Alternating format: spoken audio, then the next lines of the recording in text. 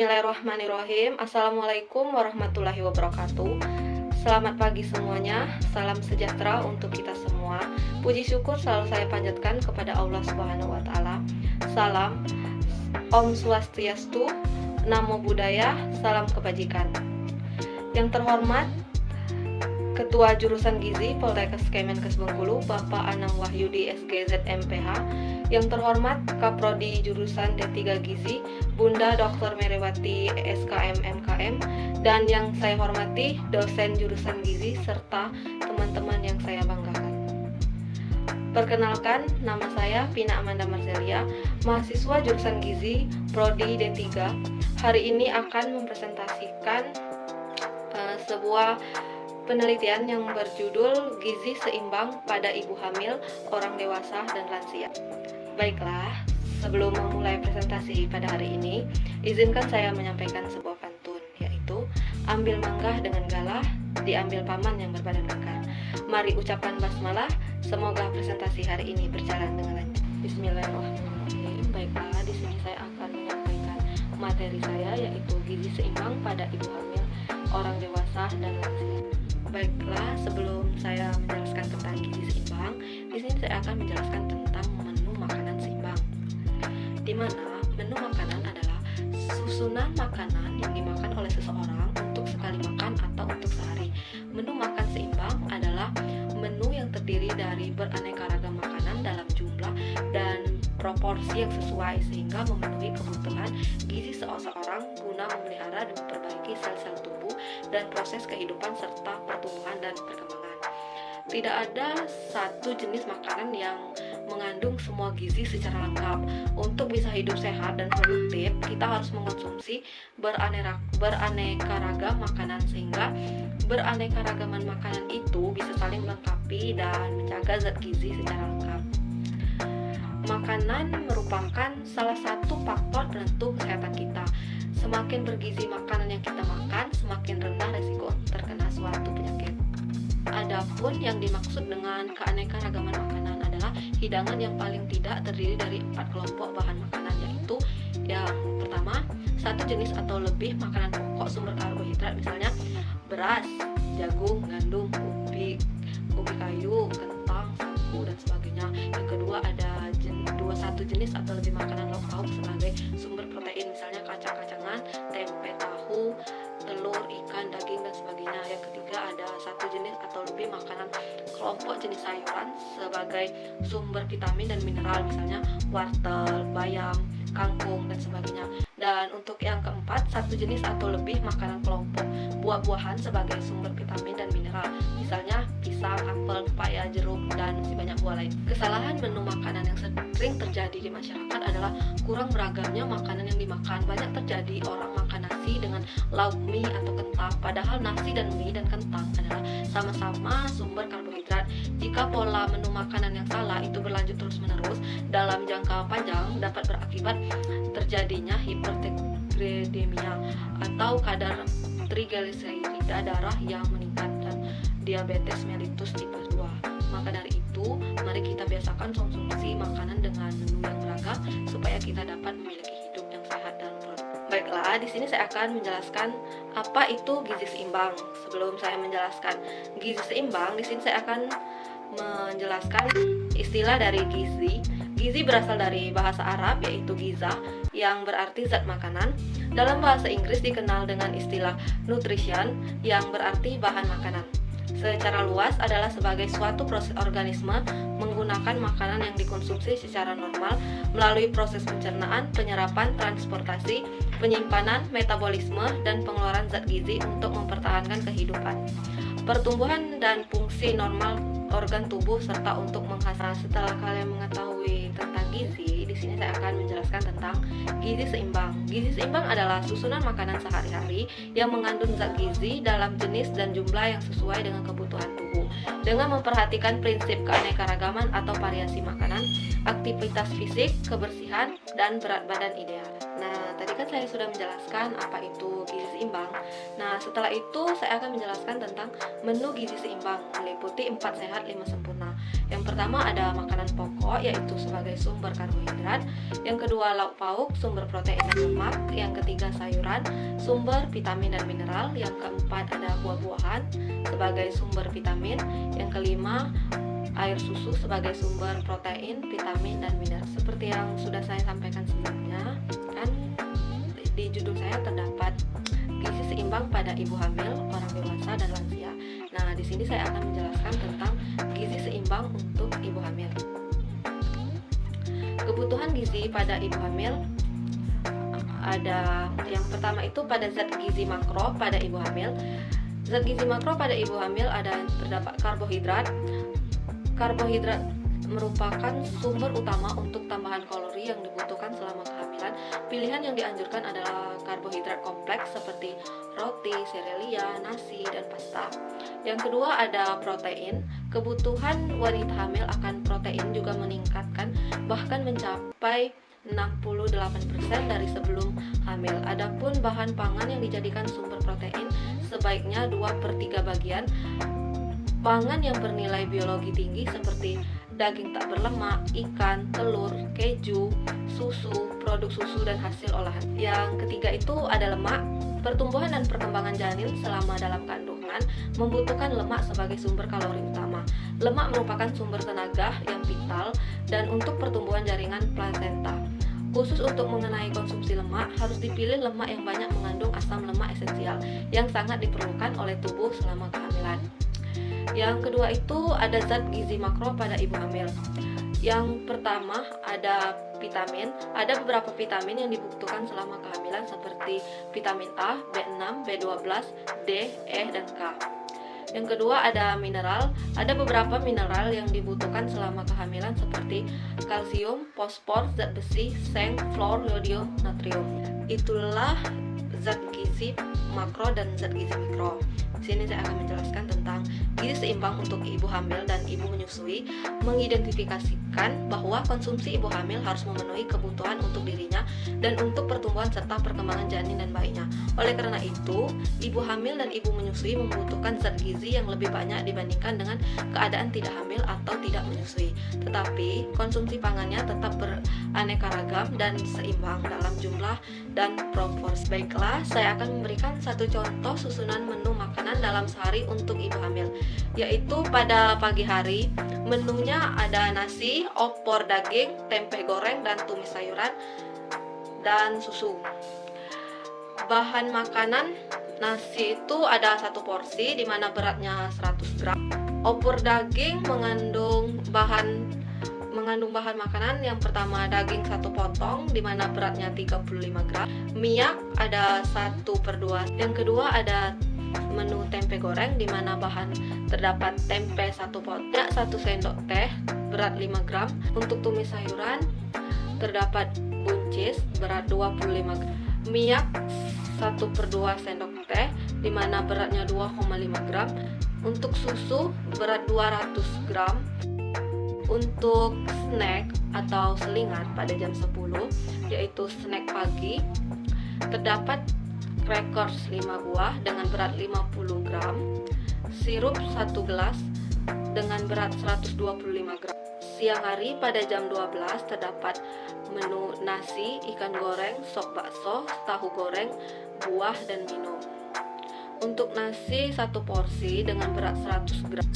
Untuk ikan goreng, ikan 1 potong dengan berat 40 gram. Untuk minyak 1 sendok teh dengan berat 5 gram. Sop bakso terdapat bakso 5 biji dengan berat 85, kentang 1 buah ukuran kecil dengan berat 52 gram, goreng di mana tahu dengan berat 110 gram, minyak 1 sendok teh sama seperti yang tadi, dan untuk buah itu pisang ambon 1 buah dengan berat 75 gram. Untuk snack atau selingan pada jam 4 sore terdapat pada kacang hijau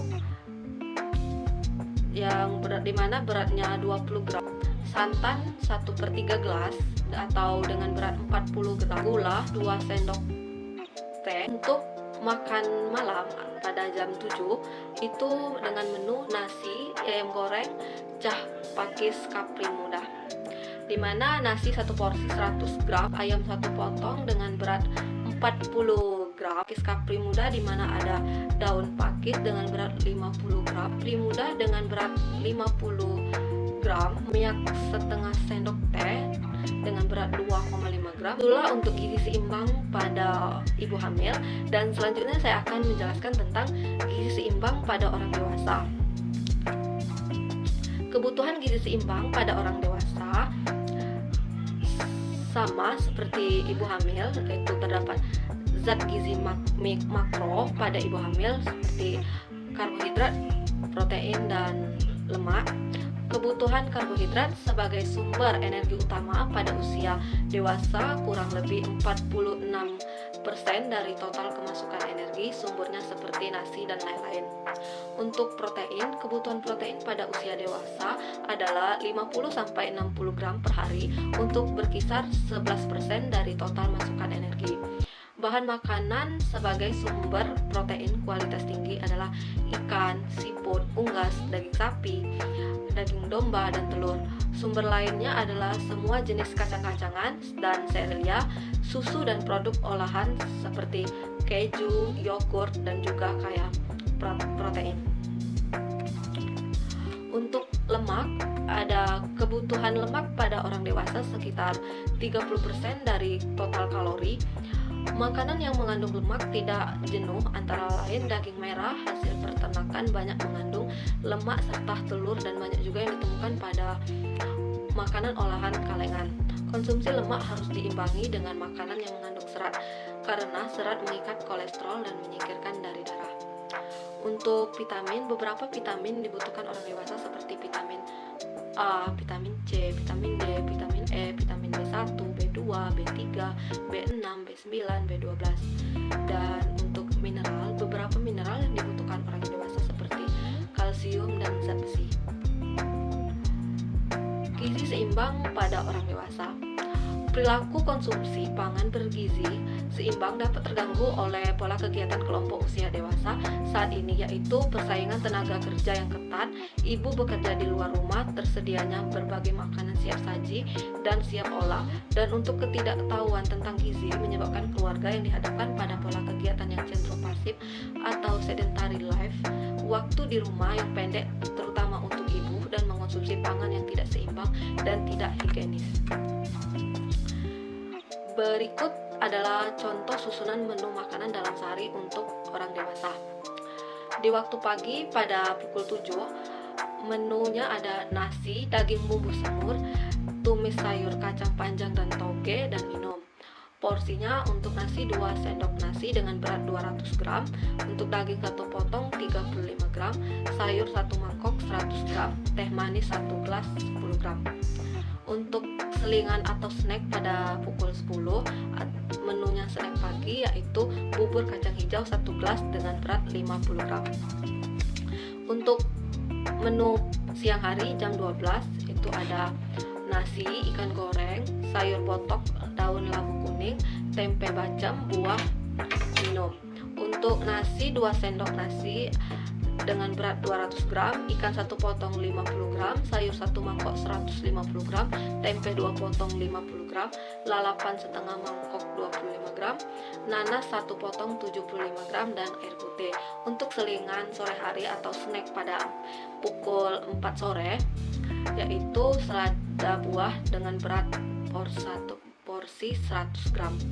Dan untuk menu malam pada malam hari pada pukul 7 yang terdapat nasi, pepes ayam, tahu balado, sayur bening, dan minum. Untuk nasi 2 sendok nasi dengan berat 200 gram, ayam 1 potong 40 gram, tahu 1 potong 50 gram, sayur bening bayam dan jagung muda 1 mangkok dengan berat 150 gram, air putih, serta pepaya 1 potong dengan berat 100 gram. Itulah gizi seimbang untuk pada orang dewasa, dan selanjutnya saya akan menjelaskan tentang gizi seimbang pada lansia. Saya akan menjelaskan kebutuhan gizi seimbang pada lanjut usia. Pada lansia, kebutuhan energi menurun sehubungan dengan meningkatnya usia. Dengan penurunan ini berarti jumlah makanan yang seharusnya dikonsumsi juga menurun, di mana zat gizi makro pada usia lanjut usia. Yang pertama ada karbohidrat, contohnya nasi, roti, kentang, sagu, sereal, pasta, singkong, dan lain-lain. Karbohidrat yang dianjurkan untuk dikonsumsi adalah sekitar 55-60% dari kalori total. Untuk protein, lansia sebaiknya konsumsi protein ditingkatkan sebesar 12-14% dari porsi untuk orang dewasa. Sumber pangan hewani dan kacang-kacangan seperti susu, telur, daging, dan lain-lain. Untuk lemak, konsumsi lemak yang berlebihan pada manula dihindari karena dapat meningkatkan kadar lemak tubuh, khususnya kadar kolesterol darah. Jumlah lemak yang dianjurkan diatur tidak melebihi 25% dari total kecukupan energi sehari. Untuk zat gizi mikro pada lanjut usia, yang pertama ada vitamin. Pada manula, konsumsi vitamin seperti riboflavin, tiamin, vitamin B6, asam folat, kalsium, vitamin C, vitamin D, dan vitamin E dari makanan perlu mendapat perhatian yang khusus, terutama bagi mereka yang menginjak usia menopause atau 50 tahun ke atas, memerlukan vitamin antioksidan seperti vitamin A dan vitamin E 400-600 unit per hari. Untuk mineral yang dibutuhkan seperti kalsium dan yodium. Gizi seimbang pada lanjut usia. Dengan bertambahnya usia, khususnya usia di atas 60 tahun, terjadi berbagai perubahan dalam tubuh, yaitu mulai dari menurunnya fungsi berbagai organ dan jaringan tubuh. Oleh karenanya berbagai permasalahan gizi dan kesehatan lebih sering muncul pada kelompok usia ini. Oleh karena itu, kebutuhan zat gizi pada kelompok usia lanjut agak berbeda pada kelompok dewasa, sehingga pola konsumsi agak berbeda. Misalnya, membatasi konsumsi gula, garam, minyak, makanan berlemak, dan tinggi urin. Mengonsumsi sayuran dan buah dalam jumlah yang cukup. Baiklah, saya akan menjelaskan contoh susunan menu makanan dalam sehari untuk lansia, sama seperti susunan menu sebelumnya. Nah, pada waktu pagi hari pada pukul 7 dengan menu bubur Manado dan minum. Untuk porsi bubur 1 piring dengan berat 100 gram, dan untuk minum susu non-fat dengan berat 20 gram.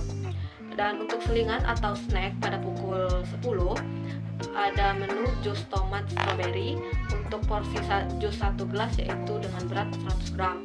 Dan untuk siang pada jam 12 menunya nasi ikan mas, bumbu acar, cah kangkung. Dengan nasi 1 sendok nasi dengan berat 100 gram dan ikan 1 potong 50 gram, sayur 1 piring dengan berat 150 gram. Untuk pepes tempe jamur dan jus pepaya serta minum. Untuk tempe 1 potong dengan berat 50 gram, jus 1 gelas dengan berat 100 gram, dan untuk minum itu air putih secukupnya. Pada selingan atau snack sore dengan menu kolak pisang 1 mangkok dengan berat 100 gram. Untuk menu malam pada pukul 7 malam yaitu nasi putih, sup bakso ikan, tahu balado, sayur bening, minum, dan buah. Untuk